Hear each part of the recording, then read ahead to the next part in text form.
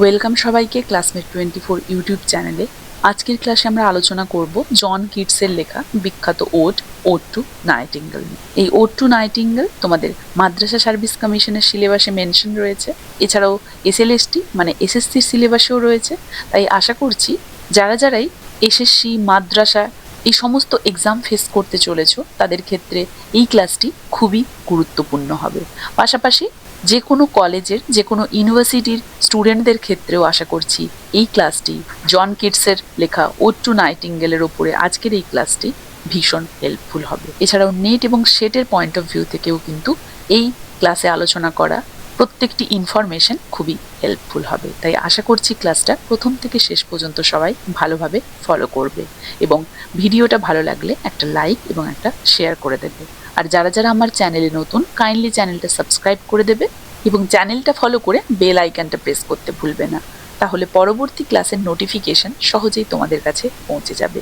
এছাড়াও মাদ্রাসা সার্ভিস কমিশনের full syllabus based notes এবং ওয়ান লাইনার্স ও এমসিকিউ সহ প্রশ্ন উত্তরের প্র্যাকটিস সেট পেতে হলে তোমরা সরাসরি আমাদের এই হোয়াটসঅ্যাপ নাম্বারে কন্ট্যাক্ট করতে পারো।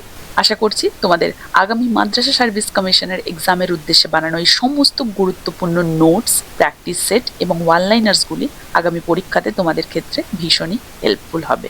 পাশাপাশি মাদ্রাসা সার্ভিস কমিশনের এক্সামের উদ্দেশ্যে আমাদের এই চ্যানেলে তোমরা পেইড মান্থলি মেম্বারশিপ কোর্স পেয়ে যাবে, যেখানে আমাদের এই কোর্সে ফুল সিলেবাস বেসড সমস্ত গুরুত্বপূর্ণ ক্লাসেস থাকবে, প্রশ্ন উত্তরের প্র্যাকটিস সেট থাকবে, এছাড়াও ওয়ান লাইনার্স ডিসকাশনও থাকবে। তোমরা অনেকে জানতে চেয়েছিলে মাদ্রাসা সার্ভিস কমিশনের এক্সাম কবে নাগাদ হতে চলেছে বা এর নোটিফিকেশন কবে আসবে, অ্যাডভার্টাইজমেন্ট কবে আসবে। তো দেখো, মাদ্রাসা সার্ভিস কমিশনের অলরেডি যে পুরনো রিক্রুটমেন্ট সেটা কমপ্লিট হতে চলেছে এবং এরপরেই সম্ভবত খুব শীঘ্রই তারা তাদের নেক্সট যে নোটিফিকেশন বা নেক্সট এক্সামের জন্য যে অ্যাডভার্টাইজমেন্ট সেটা বের করতে চলেছে। তাই আমার মতে যারাই আপকামিং মাদ্রাসা সার্ভিস কমিশনের এক্সামের জন্য ফর্ম ফিল আপ করবে বা বসতে চলেছ বা তোমাদের ইচ্ছে রয়েছে ফর্ম ফিল আপ করার, তারা এখন থেকেই প্রত্যেকটি টেক্সটের ওপরে ভালোভাবে নিজেদের দক্ষতা অর্জন করো এবং প্রত্যেকটি টেক্সটের ক্লাসগুলো কিন্তু ভালোভাবে ফলো করো। কারণ নোটিফিকেশন, অ্যাডভার্টাইজমেন্ট বা ফর্ম ফিল আপ এই সমস্ত কিছুর পরে কিন্তু তোমরা প্রত্যেকটি টেক্সট নিখুঁতভাবে পড়ার বা ডিপ অ্যানালাইসিস করার আর সময় পাবে না। তাই যে কোনো এক্সামের প্রিপারেশন কিন্তু তোমাদেরকে একটা সার্টেন টাইম পিরিয়ডের মধ্যে শুরু করে দিতে হবে। ফর্ম ফিল আপের পরে কিন্তু আর কেউ বেশি সময় পাবেন। আশা করি বোঝাতে পেরেছি। এরপরেও যদি তোমাদের কোনো কোয়ারি থাকে তাহলে তোমরা সরাসরি আমার টেলিগ্রাম গ্রুপ জয়েন করতে পারো, সেখানে তোমরা সরাসরি আমার সাথে কথা বলতে পারবে। এছাড়াও তোমরা আমার হোয়াটসঅ্যাপ চ্যানেলটিও ফলো করে নিতে পারো, সেখানে আপকামিং সমস্ত ক্লাসের আপডেট তোমরা পেয়ে যাবে। টেলিগ্রাম গ্রুপের লিঙ্ক, হোয়াটসঅ্যাপ চ্যানেলের লিঙ্ক এবং পেইড মেম্বারশিপ কোর্সের লিঙ্ক এই সমস্ত কিছু আমি এই ভিডিওর ডিসক্রিপশন বক্সে উল্লেখ করে দিচ্ছি।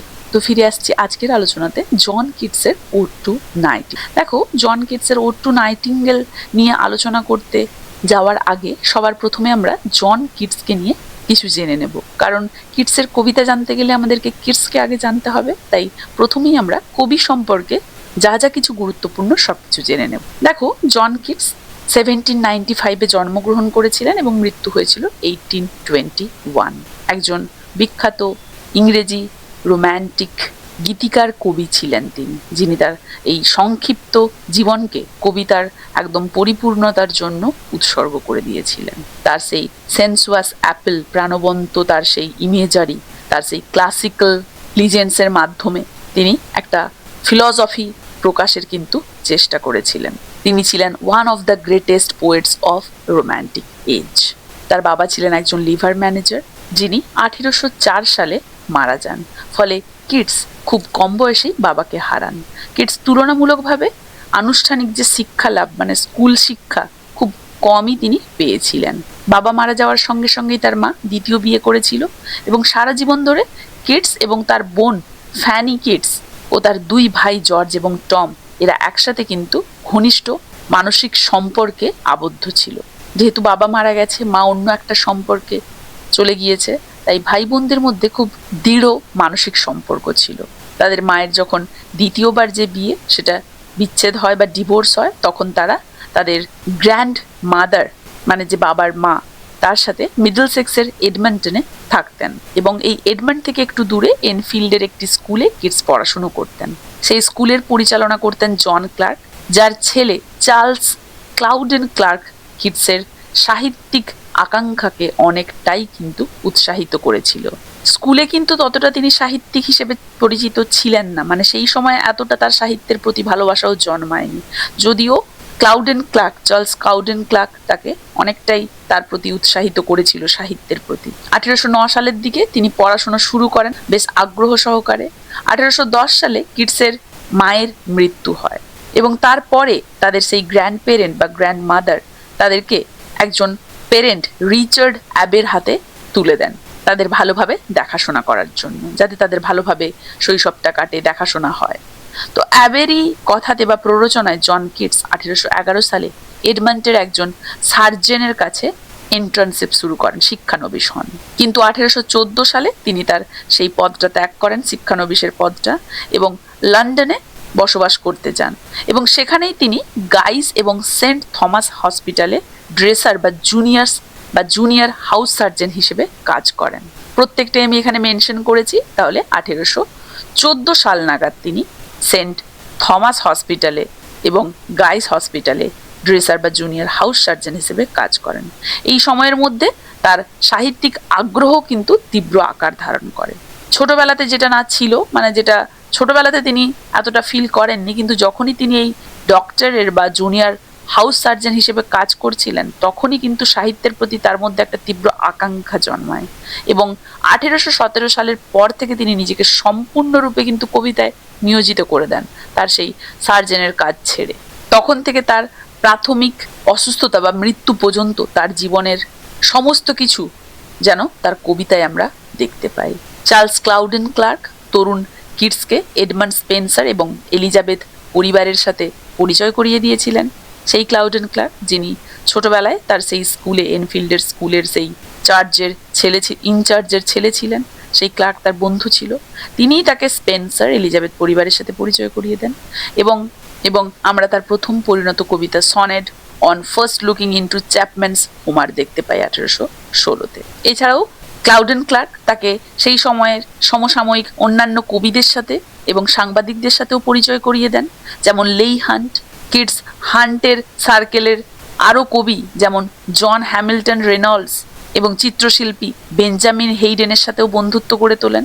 কিটসের প্রথম বই পোয়েমস আছে, যেটা কিনা 1817 সালে, এটা 1817 সালের মার্চ মাস নাগাদ প্রকাশিত হয়েছিল এবং এই পোয়েমস খণ্ডের সবচেয়ে আকর্ষণীয় কবিতা হলো স্লিপ অ্যান্ড পোম। এই কবিতার মাঝামাঝি অংশে কিটস নিজস্ব কাব্যিক অগ্রগতির একটা ভবিষ্যৎবাণীমূলক দৃষ্টিভঙ্গি দিয়েছেন। তিনি নিজেকে ইন্দ্রিয়গ্রাহ্য প্রাকৃতিক সৌন্দর্যের চিন্তায় নিমজ্জিত হিসেবে দেখেন, কিন্তু বুঝতে পারেন যে মানব হৃদয়ের এই যে যন্ত্রণা এবং এই যে দ্বন্দ্ব, এগুলো বোঝার জন্য কিন্তু তাকে এটা ছাড়তে হবে। 1817 সালে তিনি লন্ডন ত্যাগ করে হুইট আইল এবং ক্যান্টারবেরি ভ্রমণে যান এবং এই সময় তিনি এন্ডেমিয়ানের ওপরে কাজ শুরু করেন। এটা তার প্রথম দীর্ঘ কবিতা, যেটা 1818-তে এসেছিল। এটা 1000 লাইনের একটা 4টা অংশে বিভক্ত কবিতা, যেখানে চন্দ্রদেবী, যাকে বিভিন্নভাবে ডায়ানা, সেলিন, আর্টেমিস বা কিটসের দ্বারা সিনথিয়া নামেও অভিহিত করা হয়েছে, এই চন্দ্রদেবী বা চন্দ্রদেবীর প্রেমের গ্রিক যে লিজেন্ড, সেই লিজেন্ডের কিছুটা অনুকরণ করে লেখা, যেখানে আমরা দেখতে পাই একজন মর্টাল শেফার্ড এন্ডিমিয়ানের জন্য তার মনের আবেগ ব্যক্ত করে। কিটস গল্পটিকে রূপান্তরিত করে একটা আদর্শ প্রেমকে বাস্তবে খুঁজে পাওয়ার প্রচেষ্টার সেই বিস্তৃত রোম্যান্টিক থিম প্রকাশ করেন, যেটা আগে শুধুমাত্র কল্পনাপ্রসূত একটা আকাঙ্ক্ষার মধ্যে দেখা দিয়েছিল। এরপরে 1818 সালের গ্রীষ্মে কিটস তার বন্ধু চার্লস ব্রাউনের সাথে লেক ডিস্ট্রিক্ট এবং স্কটল্যান্ডে সফরে যান এবং সেই অভিজ্ঞতার ফলে এবং সেখানে যে অতিরিক্ত পরিশ্রম হয়েছিল তার ফলে তার প্রথম যক্ষা রোগ দেখা দেয়, যেটা তিনি জানতে পারেন যে এর ফলে তিনি মারা যেতেও পারেন এবং লন্ডন এরপরে তিনি ফিরে আসেন। ফিরে আসার পরে ব্ল্যাকউডস ম্যাগাজিনে তার সেই প্রাথমিক কবিতাগুলোর একটা নিষ্ঠুর সমালোচনা হয়। তারপরে কোয়ার্টারলি রিভিউতে এন্ডমিয়ানের ওপরেও একই রকম আক্রমণ করে ক্রিটিকরা। এর পরবর্তীতে কিটস এই সমস্ত পর্যালোচনাগুলির মুখোমুখি হয়েছিলেন এবং তার নিজস্ব প্রতিভার জোরে শান্ত স্বরে তিনি অবিচলভাবে কবিতা লিখতে থাকছিলেন। এদিকে পারিবারিক সমস্যাও ছিল। কিটসের ভাই টম কিছু সময়ের জন্য যক্ষ্মায় ভুগছিলেন এবং 1818 সালের শরৎকাল নাগাদ কিটস তার নিজের অসুস্থতার মধ্য দিয়েও ভাইকে সেবা করে যাচ্ছিলেন। এবং এই সময়ই তিনি হ্যামস্টেডে থাকতেন এবং তার একজন নিকট প্রতিবেশী ফ্যানি ব্রাউনের সাথে প্রেমে পড়ে যান বা অ্যাফেয়ার শুরু হয়ে যায় তার। ফ্যানির সাথে তার সম্পর্ক তার উপর একটা গুরুত্বপূর্ণ প্রভাব ফেলেছিল, যদিও এই সম্পর্ক দীর্ঘদিন স্থায়ী হয়নি, কারণ কিটসের এই যে রোগ, তার এই যে আর্থিক সচ্ছল না হওয়া, এটা তাদের সম্পর্ককে কোনো দৃঢ়তা দিতে পারেনি। মানে তার অনিশ্চিত আর্থিক পরিস্থিতি এবং খারাপ স্বাস্থ্য উভয় দিকই তাদের সম্পর্ককে স্বাভাবিকভাবে চলতে অসম্ভব করে তুলেছিল। এবং টমের মৃত্যু হয় তারপরে। কিটসের আরেক যে ভাই জর্জ, সে অলরেডি আমেরিকা চলে গিয়েছিল, ফলে কিটস একা হয়ে যান। তিনি ব্রাউনের সাথে ওয়েন্টওয়ার্থে বসবাস করতে শুরু করেন এবং 1819 সালের এপ্রিলে ওয়েন্টওয়ার্থে তিনি যখন বসবাস করছিলেন তখন তার প্রতিবেশী হন ব্রাউন এবং তার মা। ব্রাউনও তার পাশাপাশি এসে থাকা শুরু করেন এবং 1819 সালের অক্টোবরের দিকে কিটস আর ফ্যানির এঙ্গেজমেন্ট হয় এমন একটা নিউজ পাওয়া যায়। এই সময় কিটস ইসাবেলা লিখেছিলেন। এছাড়াও 1819 সালেই তার সমস্ত শ্রেষ্ঠ কবিতাগুলো, Lamia, the eve of Saint Agnes, তার সমস্ত সেই মহান ওডসগুলো, ode to a nightingale, Grecian urn, autumn, melancholy, indolence, এই সমস্ত কিছু তিনি লিখেছিলেন। এবং হাইপেরিয়ানেরও আমরা দুটো সংস্করণ এই সময় দেখতে পাই। এই কবিতাটা তিনি অসুস্থতার চাপ এবং ফ্যানি ব্রাউনের প্রতি তার যে ক্রমবর্ধমান ভালোবাসা, এর মধ্যেই তিনি কিন্তু লিখেছিলেন এবং এটা একটা আশ্চর্যজনক রচনা। এছাড়াও লামিয়া তার আরও একটি গুরুত্বপূর্ণ কবিতা এবং এই কবিতাটাতে এন্ডেমিয়ানের কিছু দুর্বলতাকে তিনি সংশোধন করার চেষ্টা করেছিলেন। এই সমস্ত ওডগুলি শুধুমাত্র টু অটাম ছাড়া এই সমস্ত ওডগুলি তিনি 1819 সালের মার্চ থেকে জুনের মধ্যে লিখেছিলেন। এছাড়া হাইপেরিয়ান তো বললামই যে দুটো সংস্করণে এসেছিল এবং দ্বিতীয়টা হলো প্রথমটার সংশোধন এবং এটাতে একটা ইন্ট্রোডাকশনও ইনক্লুড করে দেওয়া হয়েছিল। 1818 সালের শরৎকালে তিনি এটা লেখা শুরু করেছিলেন এবং প্রথম সংস্করণের যা কিছু আছে তা 1819 সালের এপ্রিলের মধ্যেই তিনি শেষ করেছিলেন। কিটসের কাব্যজীবনের আর বিশেষ কোনো রেকর্ড পাওয়া যায়নি। এই Isabella, Lamia, Eve of Saint Agnes এবং হাইপেরিয়ান এবং ওটসগুলো 1820 সালের বিখ্যাত খণ্ডে প্রকাশিত হয়েছিল জুলাই মাস নাগাদ এবং এই সময়ে কিটসের অবস্থা পুরোপুরি ধ্বংসের দিকে ছিল। মানে তিনি শারীরিকভাবে পুরোপুরি বিধ্বস্ত হয়ে পড়েছিলেন। পুরো 1819 সাল জুড়ে তিনি ক্রমশ অসুস্থ হয়ে পড়ছিলেন। 1820 সালের শুরুতেই যক্ষ্মার প্রমাণ তার শরীরে একদম স্পষ্ট হয়ে উঠেছিল। তিনি বুঝতে পেরেছিলেন যে তার মৃত্যুর পরোয়ানা একদম জারি হয়ে গেছে এবং সেই সময় থেকেই কোনো বিশিষ্ট কিছু লেখা তার পক্ষে অসম্ভব হয়ে পড়ে। তার বন্ধু ব্রাউন, হান্স, ফ্যানি ব্রাউন এবং তার মা তাকে সারা বছর ধরে সেবা করেছিলেন। পার্সি বাইসি সেলি তার অবস্থার কথা শুনে তাকে পিসায় আতিথেয়তার প্রস্তাব দিয়েছিলেন, কিন্তু কিটস সেখানে যেতে পারেননি। এটা আমরা যখন সেলির জীবনী পড়ব সেখানে জানবো। কিটসের ডক্টর তার শারীরিক এই অবনতির জন্য তাকে সাউথে ভ্রমণ করার নির্দেশ দিয়েছিলেন, ফলে কিটস রোমের উদ্দেশ্যে যাত্রা করেছিলেন। সঙ্গে ছিল জোসেফ সেভার্ন। তারা 1820 সালের সেপ্টেম্বরে জাহাজে করে নেপলস থেকে রোমে যান এবং সেখানে ডিসেম্বরের শুরুতে কিটসের সেই রোগ ব্যাধি পুনরায় আবার দেখা দেয় এবং শেষ পর্যন্ত সেভার্ন তাকে বিশ্বস্ততার সাথে তার সেবা করে এবং রোমেই কিন্তু কিটস মারা যান। কিটসের এই সমস্ত যে কাব্যিক বিকাশ, তার জীবন বা তার জীবনী সংক্রান্ত এই তথ্যগুলো আলাদাভাবে পাওয়া যায়নি। শুধুমাত্র তার ভাই বোন এবং ঘনিষ্ঠ বন্ধু বা ফ্যানি ব্রাউনকে লেখা তার বিভিন্ন যে চিঠিগুলো, সেগুলো থেকেই আমরা বেশিরভাগই তার জীবন, তার কাব্য জীবন সম্পর্কে ধারণা পাই। 19th সেঞ্চুরি জুড়ে তার খ্যাতি তো ক্রমাগতই বৃদ্ধি পেয়েছিল এবং তার মৃত্যুর ফলে যে কতটা ক্ষতিগ্রস্ত হয়েছে ইংলিশ লিটারেচার সেটা তো বলা অসম্ভব পুরোপুরি। সামগ্রিকভাবে কিটসের 19th সেঞ্চুরির যে অনুগামীরা বা অনুসারীরা তার কাজের সমস্ত দিকগুলো মূল্যবান মনে করেছিলেন এবং তার সেই সমস্ত প্রযুক্তিগত এবং ইন্টেলেকচুয়াল সেই কৃতিত্বের সম্পূর্ণ পরিসরটা উপলব্ধি করার জন্য তার পরবর্তী সমস্ত সেঞ্চুরিগুলোকে কিন্তু ছেড়ে দেওয়া হয়েছিল। সেই সমস্ত সেঞ্চুরি জুড়ে তার সেই কৃতিত্ব কিন্তু সবাই উপলব্ধি করতে পেরেছিল। কারণ রোম্যান্টিসিজমের বৈশিষ্ট্যপূর্ণ মনোভাবের মধ্যে কি ছিল? প্রকৃতির সৌন্দর্যের প্রতি গভীর উপলব্ধি এবং কিটসের মধ্যে আমরা সেটা দেখতে পেয়েছিলাম। যুক্তির চেয়ে আবেগ এবং বুদ্ধির চেয়ে ইন্দ্রিয়ের সাধারণ উৎকর্ষ, সেটাও আমরা দেখতে পেয়েছিলাম তার মধ্যে।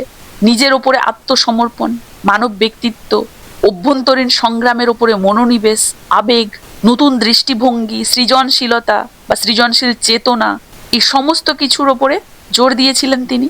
তাই আমরা বলতে পারি যে জন কিটস ছিলেন রোম্যান্টিক কবিদের সেকেন্ড জেনারেশনের একজন খুবই গুরুত্বপূর্ণ কবি, যিনি লর্ড বায়রন এবং পার্সি বাইসি শেলির সাথে একই টাইম পিরিয়ড শেয়ার করেছিলেন এবং মাত্র 25 বছর বয়সে যক্ষা রোগে আক্রান্ত হয়ে মারা যাওয়ার পর তার কবিতা, যেগুলো 4 বছরেরও কম সময় ধরে প্রকাশিত হয়েছিল, এই কবিতাগুলো তার জীবদ্দশায় যদিও উদাসীনভাবে এগুলোকে নেওয়া হয়েছিল, কিন্তু তার মৃত্যুর পরে তার এই খ্যাতি, এই কবিতাগুলি বা এই লেখাগুলির জন্য তার এই খ্যাতি কিন্তু দ্রুত বৃদ্ধি পায় এবং শতাব্দীর শেষের দিকে তিনি ইংরেজি সাহিত্যের ক্যাননে কিন্তু স্থান পেয়েছিলেন এবং প্রি রাফালাইট ব্রাদারহুডের অনেক লেখককে তিনি দৃঢ়ভাবে প্রভাবিত করেছিলেন। এবং আমাদের আজকের এই আলোচ্য poem ode to a nightingale, এটা কিন্তু চূড়ান্ত মাস্টারপিসগুলোর মধ্যে একটা বলে বর্ণনা করা হয়। তার কবিতার মেজর থিম বললে আমরা বিউটি পাবো, নেচার পাবো, ইমাজিনেশন পাবো, পেইন অ্যান্ড সাফারিং পাবো, লাভ অ্যান্ড সেন্সুয়াসনেস পাবো, যেখানে তিনি সমস্ত সেন্সের কথা বলেছিলেন, all 5 senses, sight, sound, smell, touch এবং টেস্ট।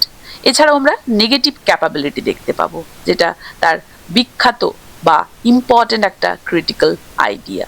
এই নেগেটিভ ক্যাপাবিলিটি কি না, নেগেটিভ ক্যাপাবিলিটি হলো এমন একটা মানসিক ক্ষমতা যার মাধ্যমে একজন মানুষ, বিশেষ করে একজন শিল্পী, কোনো নির্দিষ্ট তথ্য বা যুক্তির পেছনে না ছুটে অনিশ্চয়তা, রহস্য এবং সংশয়ের মধ্যেই অবস্থান করতে পারেন। মানে একজন লেখক কোনো বিষয়ের চূড়ান্ত উত্তর বা ব্যাখ্যা না খুঁজেই সেই রহস্যময় সৌন্দর্যকেই গ্রহণ করতে যেন পারেন, তখনই কিন্তু এই নেগেটিভ ক্যাপাবিলিটি দেখা দেয় তার মধ্যে। মানে যে কোনো জিনিসের পেছনে যুক্তি থাকবে এটা যেন তিনি না মনে করেন।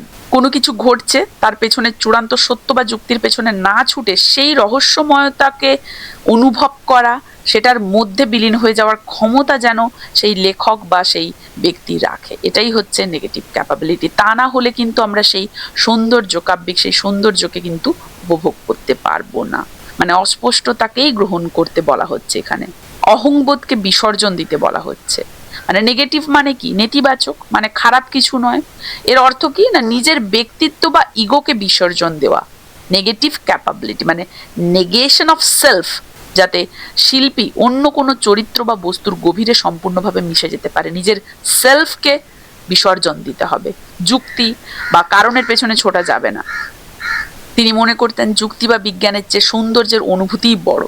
কোনো কবিতা পড়ে যদি তার অর্থ পুরোপুরি না প্রকাশ হয়ও, তবুও তার সৌন্দর্য যদি মনে রেখাপাত করে, তবে সেটাই সার্থক। অর্থ বোঝা গেল বা না গেল তাতে কোনো যায় আসে না। কিটস উইলিয়াম শেক্সপিয়ারকে এই নেগেটিভ ক্যাপাবিলিটির সর্বশ্রেষ্ঠ উদাহরণ হিসেবে তিনি গণ্য করতেন। কারণ শেক্সপিয়ারের সেই ইয়াগো, যিনি ওথেলোর একজন খলনায়ক ছিলেন বা হ্যামলেটের মতো এই চরিত্রগুলো তৈরি করেছিলেন, তাহলে তিনি নিজের ব্যক্তিগত মতামত চাপিয়ে না দিয়ে প্রত্যেকটা চরিত্রের ভেতরে তিনি প্রবেশ করেন। শেক্সপিয়ার নিজে কি ভাবছেন তা তার নাটকে আমরা কিন্তু দেখতে পাই না। এটাই হলো নেগেটিভ ক্যাপাবিলিটি, কারণ তার চরিত্রগুলো কি ভাবছে সেটা দেখানো হচ্ছে। কারণ এই চরিত্রগুলোর মধ্যে এমন অনেক কিছুই দেখা যায় যেটা কিন্তু যুক্তিসঙ্গত নয়, যেটা যদি বাস্তবে আলোচনা করা যায় বা তার পেছনে যুক্তি খোঁজার চেষ্টা করা হয় তাহলে কিন্তু পাওয়া যাবে না। তাই এক্ষেত্রে নেগেশন অফ সেলফ দেখা যাচ্ছে, তাই তিনি বলেছেন। বোঝা গেছে, এটাই ছিল কিটসের সেই বিখ্যাত ক্রিটিক্যাল আইডিয়া নেগেটিভ ক্যাপাবিলিটি। যেই কনসেপ্টের আইডিয়া জন কিটস দেন তার একটা লেটারের মাধ্যমে, যেটা 1817 সালে লেখা হয়েছিল। যেই লেটারটা তিনি তার ভাই জর্জ এবং থমাস কিটসের উদ্দেশ্যে সেন্ড করেছিলেন। এছাড়া কিটসের লেখনির যে স্টাইল বা ল্যাঙ্গুয়েজ কি ধরনের ছিল, রিচ ইমেজারি ছিল, তাতে মিউজিক্যাল ল্যাঙ্গুয়েজ তিনি ইউজ করতেন, ক্লাসিক্যাল মিথ এবং সিম্বল, সেন্সুয়াস অ্যান্ড পিক্টোরিয়াল এক্সপ্রেশনস দেখা যেত, সিম্পল ইয়েট প্রোফাউন্ড ডিকশন তিনি ইউজ করতেন। কিটস ছিলেন একজন পিওর রোম্যান্টিক পোয়েট। তিনি ইমোশনের ওপরে জোর দিতেন, ইমাজিনেশনের ওপরে জোর দিতেন, তার গুরুত্ব বুঝতেন। ইন্টারেস্ট ইন মেডিয়াভিলিজম অ্যান্ড ক্লাসিক্যাল, মধ্যযুগীয় এবং সেই ক্লাসিক্যাল মিথের ওপরেও তার খুবই আগ্রহ ছিল। তার সমস্ত লেখা কোয়ার্টারলি রিভিউতে খুব গভীরভাবে সমালোচিত হয়েছিল, কিন্তু পরবর্তীতে ক্রিটিকরা তাকে one of the greatest English poet বলেও চিহ্নিত করেছিলেন। ম্যাথিউ আর্নল্ড তার প্রশংসা করে লিখেছিলেন ফ্ললেস পারফেকশন অফ ফর্ম। এছাড়াও তার পার্সোনাল লাইফে তিনি ফ্র্যানি ব্রাউনের প্রতি খুবই আকৃষ্ট হয়েছিলেন, প্রেমে পড়েছিলেন, কিন্তু তাদের চূড়ান্ত বৈবাহিক সম্পর্ক এগোয়নি। কিটসের অসুস্থতা এবং অর্থনৈতিক অসুবিধার কারণে। এবং শেষে আমরা দেখতে পাই তিনি যক্ষা রোগে চূড়ান্তভাবে বিধ্বস্ত হয়ে যান এবং তিনি রোমে ডাক্তারের সাজেশন অনুযায়ী যান এবং সেখানেই 23শে ফেব্রুয়ারি 1821 সালে মাত্র 25 বছর বয়সে কিটসের মৃত্যু হয়। তার এপিগ্রাফ মানে তার সমাধির ওপরে কি লেখা আছে?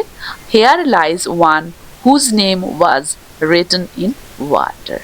এটা তার এপিগ্রাফ বা সমাধির ওপরে লেখা বিখ্যাত সেই লাইন। তাহলে কিটসের কন্ট্রিবিউশন কি ছিল ইংলিশ পোয়েট্রিতে? না, আমরা তার বিখ্যাত ওটগুলি পাই যেগুলো কিনা gave poetry a new sensuous richness।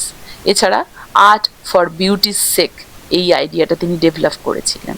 তার এই শর্ট লাইফ স্প্যান সত্ত্বেও তিনি কিন্তু খুব গুরুত্বপূর্ণ কবিতা ইংরেজি সাহিত্যকে উপহার দিয়েছিলেন। আশা করি জন কিটস সম্পর্কে সবাইকে বোঝাতে পেরেছি, কারো কোথাও অসুবিধে নেই।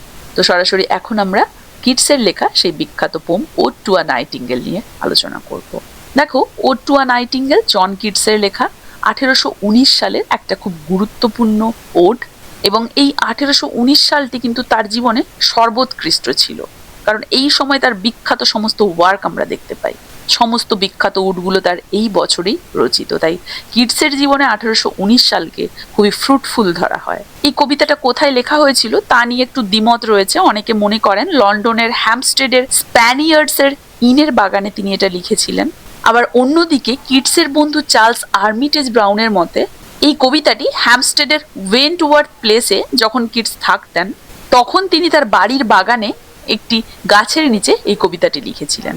ব্রাউনের মতে 1819 সালের বসন্তে তার বাড়ির বাগানের একটি গাছে এই নাইটিঙ্গেলটি এসে বসতো এবং বাসা বানিয়েছিল, এবং কিটস একদিন তার ব্রেকফাস্ট টেবিল থেকে এই গানটি শুনতে পেয়ে চেয়ার নিয়ে গিয়ে এই গাছের তলায় বসেন এবং পাখিটির এই গান শুনে তিনি অনুপ্রাণিত হন এবং একদিনেই কিন্তু এই কবিতাটি তিনি রচনা করেছিলেন, যেটা প্রথমে অ্যানালস অফ দ্য ফাইন আর্টসে জুলাই মাসে প্রকাশিত হয়েছিল এবং তার পরবর্তীতে এটা কিন্তু লামিয়া অ্যান্ড আদার পোমস যে গ্রন্থ সেটাতে অন্তর্ভুক্ত হয়, যেটা 1820 সালে প্রকাশিত হয়েছিল।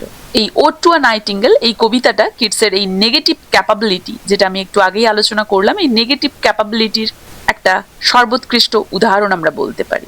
তার ভাই টম কিটসের যক্ষা রোগে মারা যাওয়া, নিজের জীবনে তার এই যক্ষা রোগের দ্বারা আক্রান্ত হওয়া, আর্থিক অনিশ্চয়তা, ফ্যানি ব্রাউনের প্রতি তার অপূর্ণ প্রেম তাকে একদম মানসিকভাবে বিধ্বস্ত করেছিল এই সময়ে।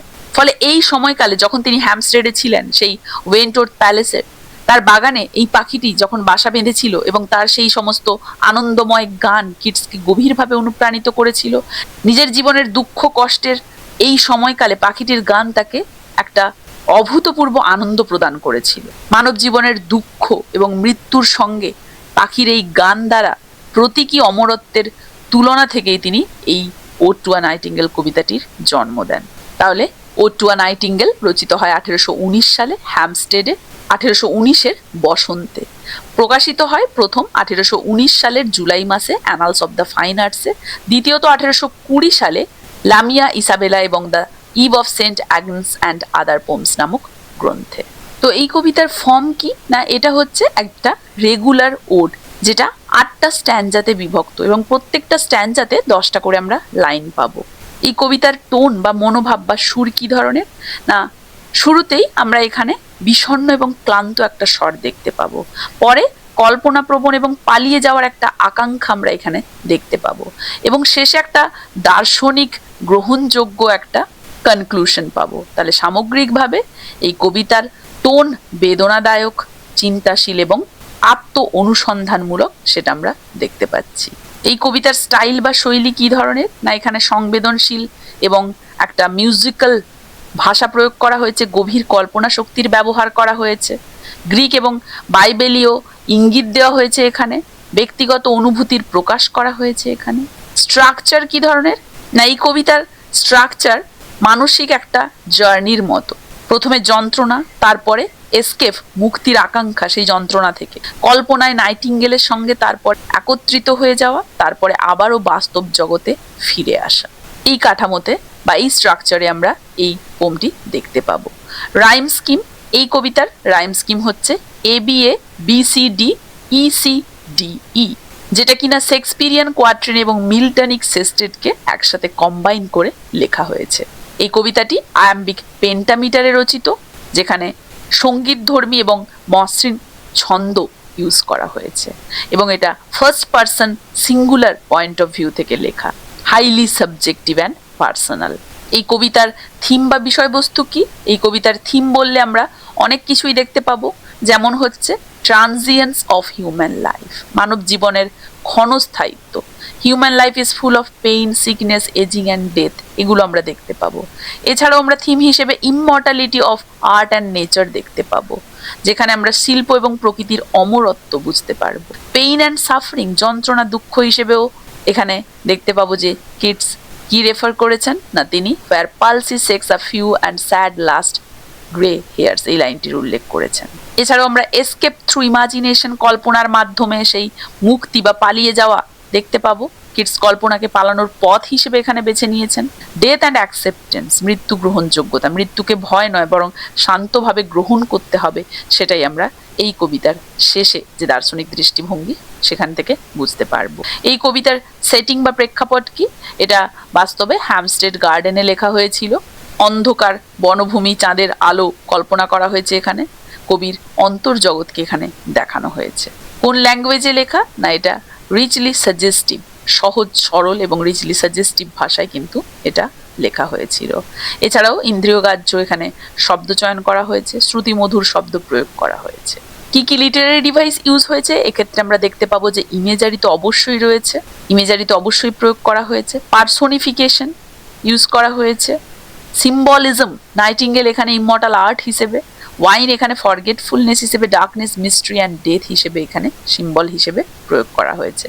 এছাড়াও অ্যালিটারেশন দেখতে পাবো, মেটাফর, কন্ট্রাস্ট, এনজাবমেন্ট, এই সমস্ত ফিগার অফ স্পিচ আমরা ইউজ হয়েছে বা লিটারারি ডিভাইস ইউজ হয়েছে এখানে আমরা দেখতে পাবো।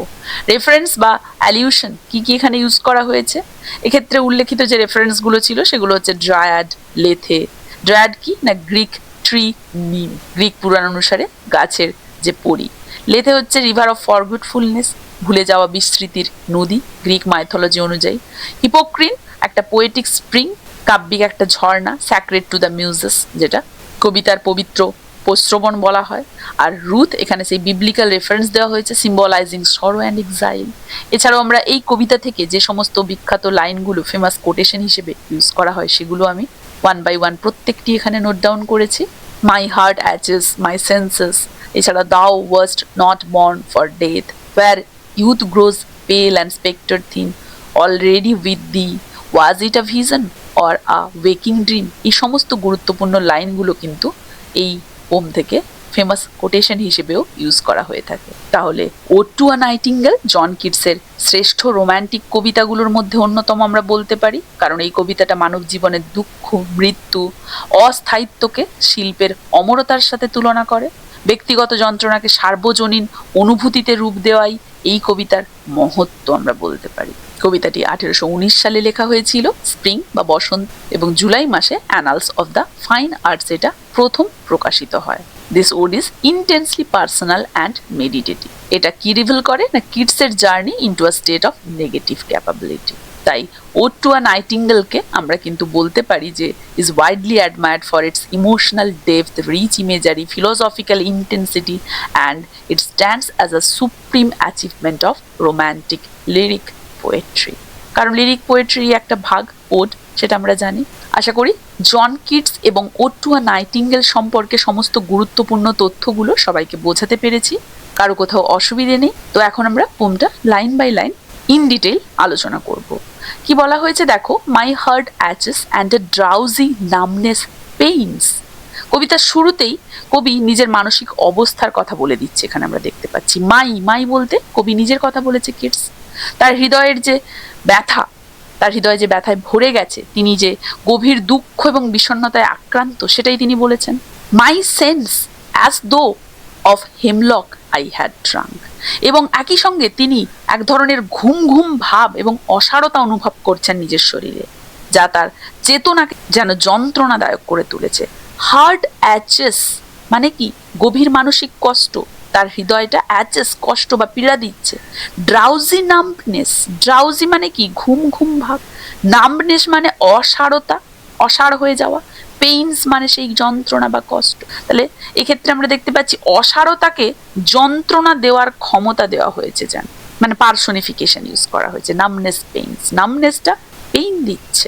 মাই সেন্স, কবি কি বলছেন যে আমার ইন্দ্রিয় অ্যাজ দো অফ হেমলক, এমন ভাবে অবশ হয়ে গেছে যেন তিনি হেমলক নামক বিষ পান করেছে। হেমলক একটা মারাত্মক বিষাক্ত গাছ। তাহলে তিনি বলছেন যে আমার ইন্দ্রিয়গুলো এমন অবশ হয়ে গেছে, সেন্সেস, সেই সেন্স অর্গ্যান, 5 সেন্স অর্গ্যান কি কি?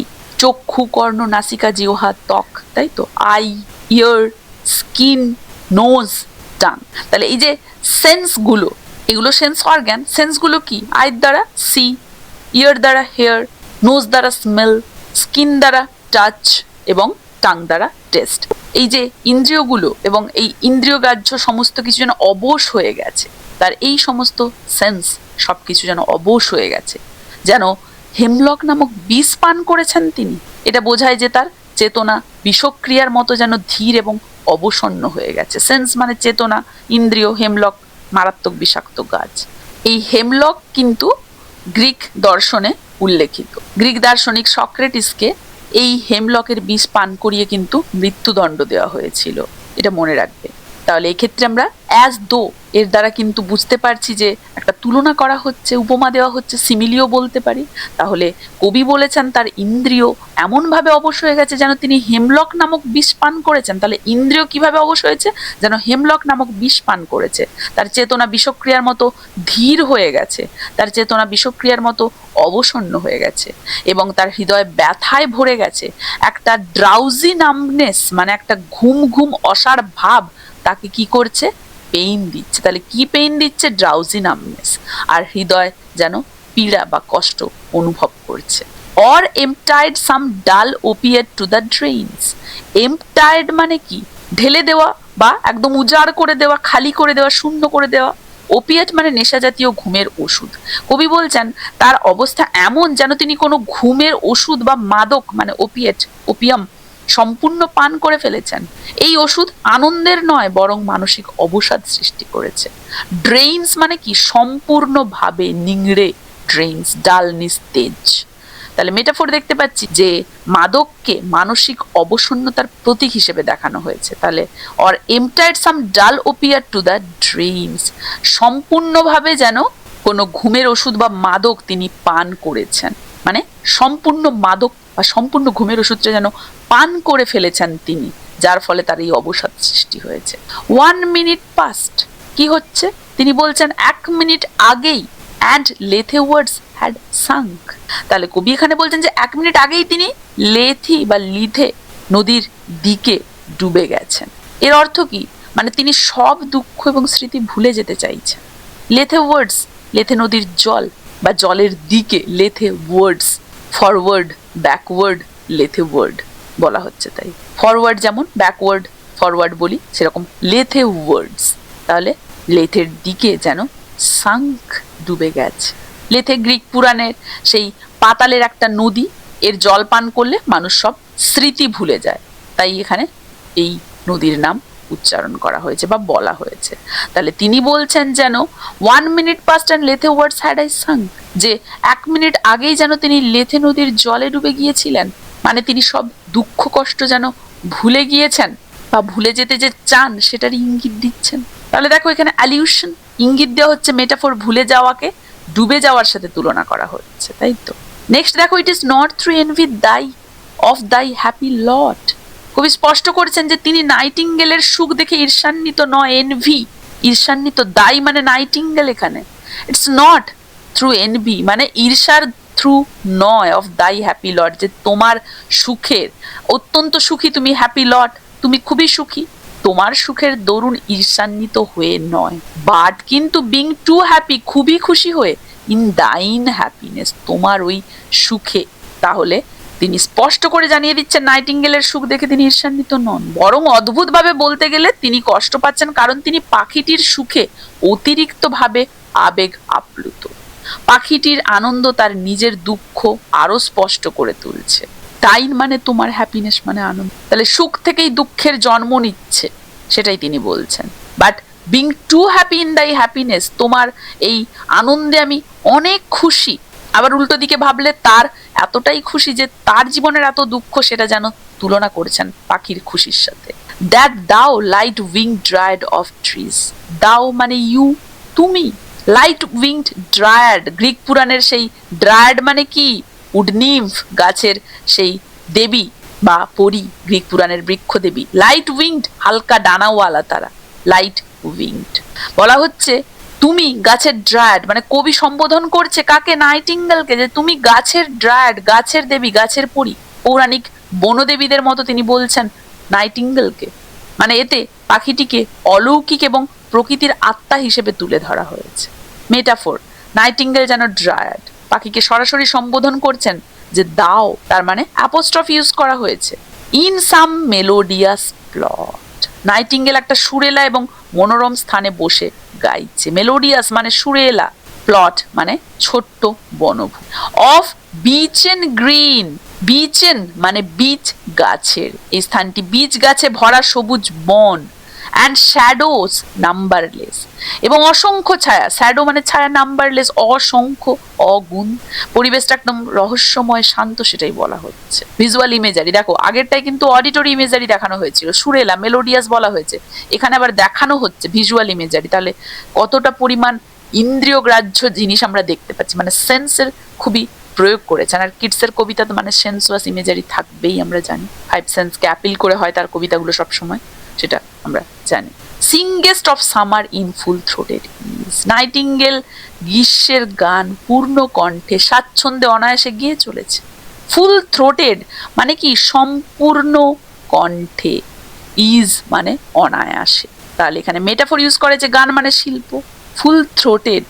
অডিটরি ইমেজারি এগেইন আমরা দেখতে পাচ্ছি, তাহলে সে গান গাইছে ওই বিচ এন্ড গ্রিন, ওই যে ছায়া, অসংখ্য অগুন্তি ছায়াময় সেই বীজ গাছে ভরা সবুজ বনভূমিতে একটা শান্ত রহস্যময় পরিবেশে বসে সে যেন তার পূর্ণ কণ্ঠে অনায়াসেই তার সেই সুরেলা আওয়াজ ঢেলে গান করেই চলেছে। এবং তার এই গান শুনে কবি তার এত আনন্দের সাথে আরো আনন্দিত হয়ে গিয়েছেন, ঈর্ষা করেননি। উল্টে আনন্দটা তার এতই ছিল যে কবির জীবনের যত দুঃখ ছিল যেন তার আনন্দের সমানুপাতিক। তাই তিনি বলছেন যে এই গান তুমি যেটা পূর্ণ কণ্ঠে গাইছো, সেই গানে আমি ঈর্ষান্বিত নয়, বরং আমি খুবই খুশি। এবং এতটাই খুশি হয়ে গেছেন কবি যে তার দুঃখগুলো তাকে পীড়া দিচ্ছে, যেন অসাড় হয়ে গেছে, যেন একটা ঘুম ঘুম অসারতা তাকে যন্ত্রণা দিচ্ছে। তার সেন্সেসগুলো যেন অসাড় হয়ে গেছে হেমলক বা সেই বিষ পান করে, বা যেন সম্পূর্ণ মাদক মানে ওপিয়াম নেশা জাতীয় সেই দ্রব্য যেন সম্পূর্ণ তিনি পান করে নিয়েছেন, বা লেথের জলে তিনি ডুবে গিয়েছেন। এমন মনে হচ্ছে যে নিজের জীবনের এত দুঃখ কষ্ট, এত যন্ত্রণা, যেটা নাইটিঙ্গেলের এত আনন্দের সমানুপাতিক, তার গানটা শুনে সেই আনন্দময় পরিবেশে গিয়ে তিনি নিজের জীবনের এত পরিমাণ সেই গানের চূড়ান্ত পর্যায় স্বরূপ তার জীবনের এই দুঃখ ভুলে গিয়েছেন যেন তিনি। এটাই তিনি এখানে ইঙ্গিত দিতে চাইছেন বা বলতে চাইছেন। আশা করি এই প্রথম স্ট্যান্জাটি সবাইকে বোঝাতে পেরেছি। এখানে তাহলে আমরা দেখতে পেলাম অডিটরি ইমেজারি, ভিজুয়াল ইমেজারি, ড্রায়েডের রেফারেন্স পেলাম আমরা, হেমলকের রেফারেন্স পেলাম আমরা, ওপিয়ামের রেফারেন্স পেলাম আমরা, লেথের রেফারেন্স পেলাম আমরা, এছাড়াও এমটাইড, বিচেন, ফুল থ্রোটের এই সমস্ত ওয়ার্ডস পেলাম আমরা। তাহলে আশা করি জন কিটসের ওড টু আ নাইটিঙ্গেলের এই প্রথম স্তবকটি সবাইকে বোঝাতে পেরেছি। প্রত্যেকটা স্তবকে 10টা করে লাইন রয়েছে এবং টোটাল 8টা স্তবক রয়েছে। আশা করি এই অংশটা পর্যন্ত কারো কোথাও অসুবিধে নেই। দেখো পুরো পোমটা আজকে আমরা কমপ্লিট করব না, আজকে আমি এতদূর পর্যন্তই করাচ্ছি। পুরো পোমটা করাতে গেলে আজকে এই ক্লাসটা অনেকটাই বড় হয়ে যাবে, তাই পুরো পোমটা আমি 2টো বা 3টে ভাগে কিন্তু line by line in detail explain করে দেব, যে ক্ষেত্রে প্রত্যেকটা পার্ট কিন্তু সুন্দরভাবে ব্যাখ্যার মাধ্যমে আমি তোমাদেরকে বুঝিয়ে দেব। আজকের পার্টটা এখানেই শেষ করছি, দেখা হচ্ছে ওড টু আ নাইটিঙ্গেলের পরবর্তী অংশটা নিয়ে এর পরের ক্লাসে। কার কেমন লাগলো জানাবে, ভালো লাগলে অবশ্যই একটা লাইক ও শেয়ার করে দেবে এবং চ্যানেলটা সাবস্ক্রাইব করে বেল আইকনটা প্রেস করতে ভুলবে না।